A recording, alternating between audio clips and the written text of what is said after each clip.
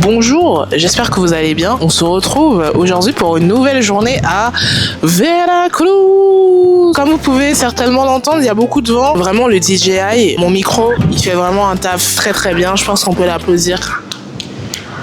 Parce que avec le vent qu'il y a, vous arrivez quand même à m'entendre. Enfin, je pense, j'ai fait un test, donc c'est tout pas mal. Vous avez vu à peu près ce que j'ai fait. En vrai, j'étais KO après le quad. C'est pour ça qu'il y avait pas trop de... J'ai pas trop parlé après, hein, vraiment.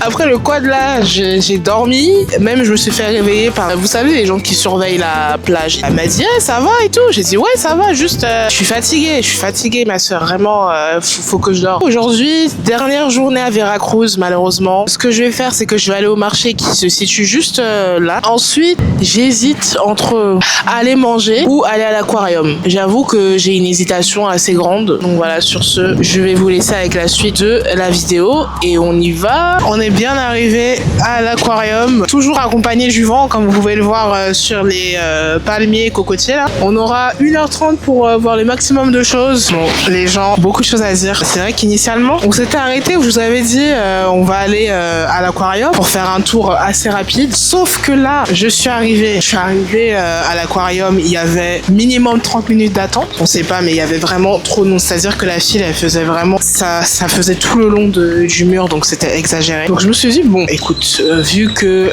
l'aquarium tu vas attendre, sachant qu'en plus il me restait 1h30 avant de repartir à l'hôtel, je me suis dit ça sert à rien, déjà qu'à la base l'aquarium tu fais le tour en 2h, 2h30, j'ai déjà réduit à 1h30, c'est là je réduis à 1h, ça n'a aucun intérêt. Tant pis, c'est pas grave. Et je me suis dit, bah ok, je vais aller à Boca del Rio. Boca del Rio qui est plus au sud de là où j'habite. Moi, j'étais plus au centre, en fait, au nord. Donc 20 minutes d'Uber. Déjà, le Uber, est-ce que c'est Fast and Furious? Est-ce que c'est Cars? Je ne sais pas. Vraiment, la route, comme en fait, il y a du vent depuis ce matin, il n'y a pas trop de gens dehors. Comme vous pouvez le voir ici. Là, je vous le montre. Il y a pas la place. Il y a personne. J'arrive à Boca del Rio. Déjà, on arrive à Boca del Rio, donc c'est la plage, et je vois que c'est catastrophique. Enfin, c'est-à-dire le vent, il y avait une tempête de sable. Le taxi a été gentil. Je lui ai dit est-ce que vous pouvez me déposer au centre, parce que là c'est pas possible. Du coup, il m'a déposé au centre de Boca del Rio, au moins un peu plus loin de la plage. Je sais pas quoi faire. C'est un jour férié. Beaucoup de choses sont fermées. De deux, on est lundi, donc le lundi au Mexique en général, beaucoup de musées ou de sites historiques sont aussi fermés. Chaque ville a ses défauts. Mexico City, son défaut c'est les séismes. C'est que, les tremblements de terre, je sais pas quand ça peut arriver, mais quand ça arrive, ça fait mal. Les alertes tremblements de terre, c'était soit quand je dormais, soit quand j'allais dormir, soit quand j'étais dans la douche. Mais ici, c'est les tempêtes de vent. En 7 ans de voyage solo, je n'ai jamais vécu cette situation où vraiment j'ai utilisé mon plan B, mon plan C, mon plan D, mon plan E. Je n'ai aucun plan, je ne sais pas. Alors, je me doutais un peu que mon vol allait être retardé, parce que même si l'avion il est lourd et tout, mais quand même quand vous voyez ce genre de vent, là il y a déjà des feuilles de palmier qui tombent. Enfin, je vous laisse un peu regarder ce qui se passe. C'est pas des lol. Vol retardé d'une heure. Je pense que je vais regarder les bus. Là, ce que je suis en train de me dire, c'est que là, je suis coincée. C'est-à-dire que j'ai rien à faire. J'ai rien à visiter. J'ai déjà mangé, j'ai acheté mes souvenirs. L'aquarium où je vais aller, c'est fermé. Ok, même si là j'ai 1 heure de retard, mais flemme encore d'attendre. Si j'ai un bus là qui part dans 1 heure, autant partir.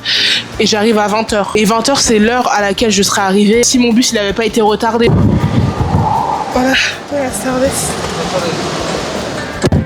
Hola de nuevo. J'aime trop faire des notes vocales. En vrai, faut que je commence à publier sur Spotify des podcasts parce que j'aime trop. Bref, la suite de l'épisode, parce que je me rends compte que après ce plan-là, cette séquence-là, je n'ai rien filmé. Qu'est-ce qui s'est passé? Je suis retournée à l'hôtel où j'ai attendu pendant 2 heures environ avant de prendre un taxi et aller à l'aéroport.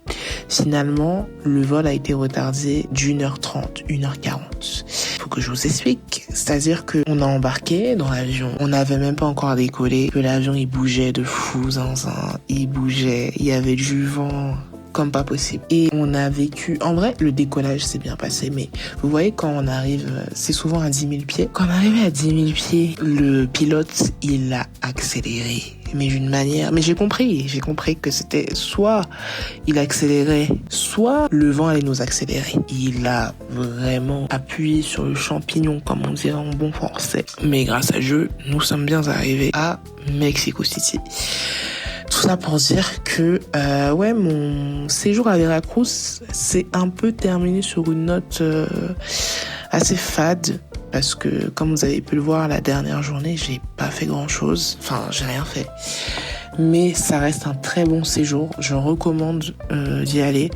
Après, pour avoir pris un vol Cancun, Mexico City, très récemment, donc il y a de nouvelles vidéos qui arrivent. Hein. Le problème, c'est toujours pareil. Enfin, dès que vous traversez le golfe du Mexique, il y a toujours des turbulences. Je sais pas ce qui se passe dans cette zone, mais c'est toujours tendu. Parce que pareil, pour aller de Cancun à Mexico City, on est passé par la région de Veracruz et c'était la même chose. Chose à prendre en compte pour les sensibles de l'avion. Mais sinon, je recommande d'aller à Veracruz si vous aimez l'histoire, si vous aimez la culture afro-mexicaine, n'hésitez pas à y aller. La nourriture est bonne, les gens sont super sympas, vous avez plein d'activités à faire, donc n'hésitez pas à venir visiter la ville de Veracruz qui, comme je l'ai dit dans ma première vidéo, est une ville sous-cotée, une ville qui n'est pas assez mise en avant. Sur ce, je vous souhaite une bonne semaine. On se revoit dans 2 semaines pour une prochaine vidéo dans une nouvelle ville.